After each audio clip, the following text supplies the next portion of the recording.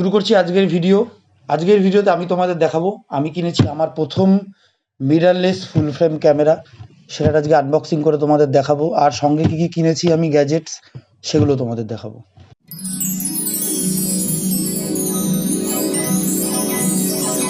আমরা তো সাইডে সরাই এগুলো প্রথমে, তারপরে তোমাদের একটু এটা আনবক্সিং করে দেখাই।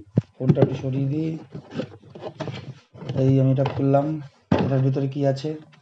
এটার ভেতরে আছে একটা, তোমাদের দেখাই, এই হচ্ছে একটা অ্যাডাপ্টারের বাস্ক। পিএফ মাউন্টের অ্যাডাপ্টার তোমার দেখাবো। এটা খালি বাস্ক, আমি সব বের করে নিয়েছি, এমনকি তোমাদের দেখাই এই বাস্কটা পর্যন্ত ফাঁকা, কারণ ক্যামেরা আমি আগেই বের করে নিয়েছি। তো বাস্কটা এবার সরিয়ে দিই। এবার তোমাদের ক্যামেরাটা দেখাই। এইটা হচ্ছে ক্যামেরাটা, Canon R8 mirrorless full frame body. এবার একটু আরও ডিটেলসে বলবো, তার জন্য একটু ক্যামেরাটা আমি একটু ক্লোজ আপে নিয়ে চলে আসি, তারপর তোমাদের একটু ডিটেলে বলি। আমি একটু এরকমভাবে ধরে নিয়ে ডাইরেক্ট চলে আসবো, লাইটটাই পড়ে যাচ্ছিল, যাই হোক দেখা যাচ্ছে ঠিকঠাক আমাকে। ওকে চলো। তো এটা হচ্ছে ক্যানন R8 এর বডি, সঙ্গে লাগানো রয়েছে 35mm 1.8 RF মাউন্টের। এই ক্যামেরাটায় রয়েছে 24.2 মেগাপিক্সেলের ফুল ফ্রেম CMOS সেন্সার, সঙ্গে যার মধ্যে রয়েছে ডিজিক এক্স এর প্রসেসর, মানে ডিজিক 10ও তুমি বলতে পারো। এই একই প্রসেসর R6 Mark II তেও রয়েছে। তার মানে এই ক্যামেরাটা ধরতে পারো তুমি R6 Mark II এরই ছোট ভাই।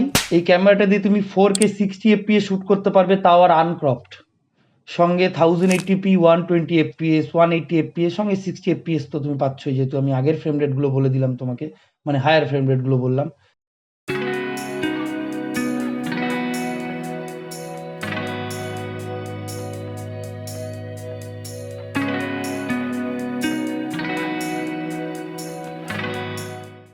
এই ক্যামেরাটায় সাপোর্ট নেয় হচ্ছে RF মাউন্টের লেন্সগুলো, যেমন আমি এখন লাগিয়ে রেখেছি 35mm এর একটা 1.8 অ্যাপারচারের লেন্স।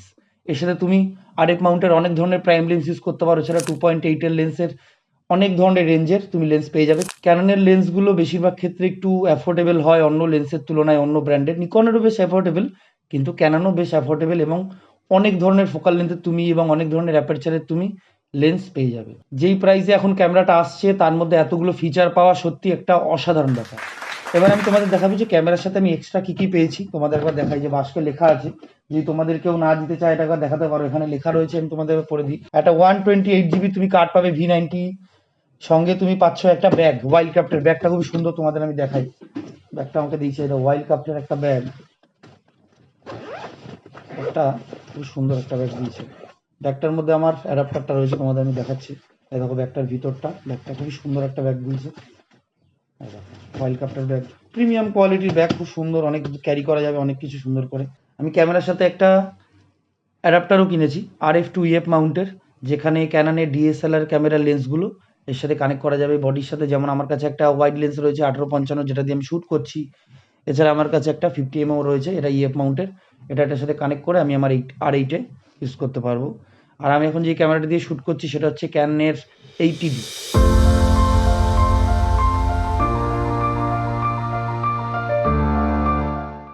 ক্যামেরাটায় কী কী এমনি নর্মাল ফিচার আছে তোমাদের একবার দেখিয়ে দিই।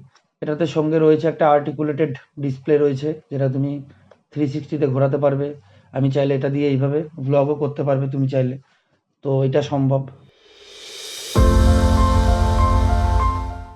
C-Log 3 তুমি সঙ্গে পাচ্ছ, C-Log 3 দিয়েও তুমি শ্যুট করতে পারো। তোমাদের ক্যামেরার ওপরে একটু দেখিয়ে দিই যে কী কী আছে মোডগুলো।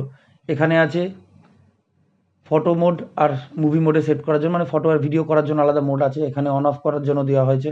আর এখানে অনেকগুলো ডায়ালার আছে। এখানে এই মোডগুলোর মধ্যে, যে ডায়ালারটা দেখছো এখানে যে মোডগুলো আছে, এই মোডগুলোর মধ্যে অনেকগুলো মোড বেশ কার্যকরী। যেমন ধরো তুমি এখানে কাস্টমাইজ C1 C2 ইউজ করতে পারো, যেখানে তুমি তোমার কাস্টমাইজ করতে পারো সব কিছু সেটিংস একবারে। এখানে একটা হাইব্রিড শ্যুট করার মোড আছে, যেখানে তুমি যদি ভিডিও করো তার সাথে ছবিও রেকর্ড হবে, ছবি তুললে তার সাথে ভিডিও রেকর্ড হবে। তো ওইটা দিয়ে পরে আমি একটা তোমার উপর আলাদা ভিডিও বানাবো। আর এইটা কিছু স্পেশাল ফিচার আছে, যেগুলোর উপর আমি তোমাদের পরে একটা ভিডিও বানিয়ে দেখাবো।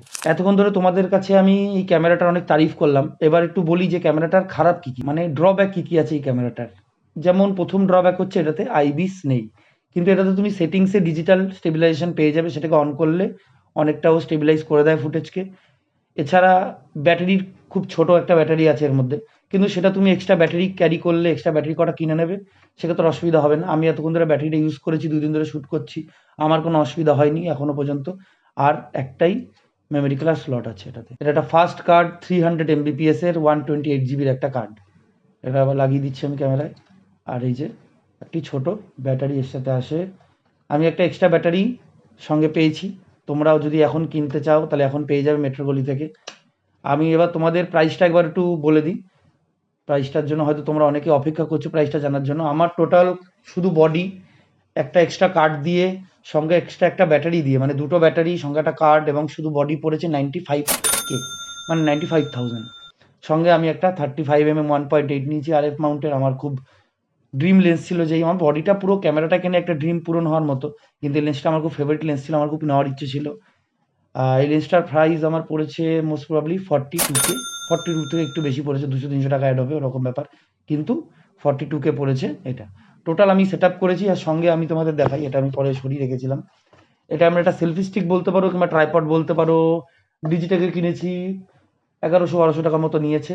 খুব সুন্দর জিনিস। এটাতে ব্লুটুথ কানেকশানও রয়েছে, এটাতে ওপরে ক্যামেরা কানেক্ট করা যায়, ফোন কানেক্ট করা যায়। এখন আমি সেটাতেই শ্যুট করছি, এছাড়া আমার খুব অসুবিধা হচ্ছিল, কারণ আমি ক্যামেরাটাকে খাটের উপর রেখেছি। খাটের উপর রেখে যাতে আমি খাটের এখানে ক্যামেরা সব জিনিসপত্র রেখে তোমাদের দেখাতে পারি, তো এই জন্য খুবই কাজে দিয়েছে এটা আমার। 1.5 লাখের মধ্যে তোমাদের পুরো সেট আপ কমপ্লিট হয়ে যাবে। সঙ্গে যদি তুমি কিছু নিতেও চাও আলাদা করে নিতে পারবে, এক্সট্রা যদি 2-3টে আরও ব্যাটারি নিতে চাও, ফ্ল্যাশের ব্যাটারি নিতে চাও। এছাড়া যদি তুমি একটা এনডি ফিল্টার কিনতে পারো সঙ্গে, যেমন আমি একটা এনডি ফিল্টার চেয়েছিলাম, কিনতে পারিনি, পরে আমি একটা অনলাইনে কিনবো। এনডি ফিল্টার অবশ্যই কিনবে, এনডি ফিল্টার খুব কাজে দেয় ভিডিওর ক্ষেত্রে। যখন তুমি দিনের বেলা বাইরে ভিডিও করবে কিংবা ছবি তুলবে, সেক্ষেত্রে স্কাইটাকে খুব সুন্দরভাবে আমরা আনতে পারি। ডাইনামিক রেঞ্জটা স্কাই থেকে খুব ভালো বেরিয়ে আসে, আমরা তখন ওটাকে বের করতে পারি এনডি ফিল্টারের সাহায্যে। তো আমার যা বলার ছিল আমি বলে দিলাম। এটাই ছিল আজকের ভিডিও। ভিডিওটা ভালো লাগলে অবশ্যই চ্যানেলটাকে সাবস্ক্রাইব করবে। কমেন্টে অবশ্যই বলো যে তোমরা কারা কারা R8 ইউজ করো এবং R8 কিনতে চাইছো। এছাড়া হয়তো এখন DSLR ইউজ করছো, বডি আপডেট করার কথা ভাবছো। কমেন্ট করে জানিও যে তোমাদের মতামত কি এই ক্যামেরার বিষয়ে। ক্যামেরাটার যেমন ড্রব্যাকগুলো বললাম, ভালোগুলো বললাম, যেমন 4K 60 FPS তুমি আনক্রপ শ্যুট করতে পারবে, 1080p করবে, C-Log 3 তুমি পেয়ে যাচ্ছ সঙ্গে। বডিটাও বেশ লাইট ওয়েটেড রয়েছে, ভালো বাজেটে আসছে, মানে একটা বলতে পারো একটা কম্প্যাক্ট বাজেটের মধ্যে, একটা কম বাজেটের মধ্যে একটা ফুল ফ্রেম ক্যামেরা, সঙ্গে এত শুধু ফিচার, মানে R6 Mark II এরই একটু মনে হচ্ছে ছোটো কম্প্যাক্ট বডির মধ্যে ওকে ভরে দিয়েছে, এরকম একটা ব্যাপার। তো কোনো খারাপ কিছু নেই, খুব সুন্দর বডি। আমি 2-3 ধরে ইউজ করছি। আমি তোমাদের কিছু ফুটেজও দেখিয়ে দেবো, হয়তো মাঝখানে কিছু ফুটেজ তোমাদের দেখানো হয়েও গেছে হয়তো। টেস্টিং আমি 2 দিন ধরে করছিলাম, তারপরে এমনি আনবক্সিং ভিডিওটা বানালাম, কারণ আমি তার আগে দেখে নিতে চাইছিলাম যে ক্যামেরাটা কতটা পাওয়ারফুল। কিন্তু ক্যামেরাটা সত্যি বলতে একটা বিস্ট। এই ক্যামেরা দিয়ে তুমি আরামসে ছবি ভিডিও, মানে হাইব্রিড শুটিং করতে পারবে। ছবি ভিডিও করো, ফটোগ্রাফি করো, ভিডিওগ্রাফি করো, অনায়াসে করতে পারবে, কোনো অসুবিধা হবে না। সুন্দর ক্যামেরা। কিন্তু আমি ক্যানন থেকে আমার স্বপ্নের শুরু হয়েছিল। প্রথম ক্যামেরা ছিল আমার ক্যানন 700D, তারপরে আসে ক্যানন 80D, এবার আসে ক্যানন R8। আমি ক্যানন খুব পছন্দ, কারণ ইন্টারফেসটা খুব সুন্দর লাগে, ফোকাসটা আমার খুব ভালো লাগে। জোর করে কোনো বিষয়কে জটিল করে না ওরা, যতটা লাগে ইজি রাখার চেষ্টা করে, যাতে ফটোগ্রাফাররা শেখার চেষ্টাটা করতে পারবে, প্রথমেই ভয় পেয়ে যাবে না। ফটোগ্রাফি যারা শিখতে আসে প্রথম যারা যদি প্রথমে সেটিংস দেখেই ঘাবড়ে যায়, তো তারা ফটোগ্রাফি শুরু করবে কি করে? এটাই হচ্ছে ব্যাপার। আজকে ছিল এটাই আমার ভিডিও। দেখা হচ্ছে পরের ভিডিওতে।